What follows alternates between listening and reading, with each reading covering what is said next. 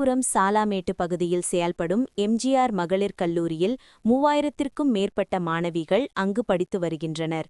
கலை அறிவியல் கல்லூரிக்கு செல்லும் சாலை குண்டும் குழியுமான சாலையாக இருந்தது. பலமுறை மாவட்ட நிர்வாகத்திற்கும் நகராட்சிக்கும் புகார் அளிக்கும் எந்த நடவடிக்கை எடுக்காததால் கல்லூரி மாணவர்கள் சாலை மறியலில் ஈடுபட்டனர். இந்த குழியான சாலையால் மாணவிகளும் அப்பகுதி வாசிகளும் சாலையில் செல்ல பெரும் அவதிப்பட்டனர். அதனைத் தொடர்ந்து சாலையை சீரமைக்க வேண்டுமென கல்லூரி மாணவர்கள் 500க்கும் மேற்பட்டோர் சாலை மறியலில் ஈடுபட்டனர். அதனைத் தொடர்ந்து சட்டமன்ற உறுப்பினரிடம் சாலையை சீரமைக்க கோரிக்கை வைத்தனர். மாணவிகளின் கோரிக்கையை ஏற்ற விழுப்புரம் சட்டமன்ற உறுப்பினர் லக்ஷ்மணன் உடனடியாக சாலை சீரமைக்க நடவடிக்கை எடுக்கப்படுமென உறுதியளித்திருந்தார்.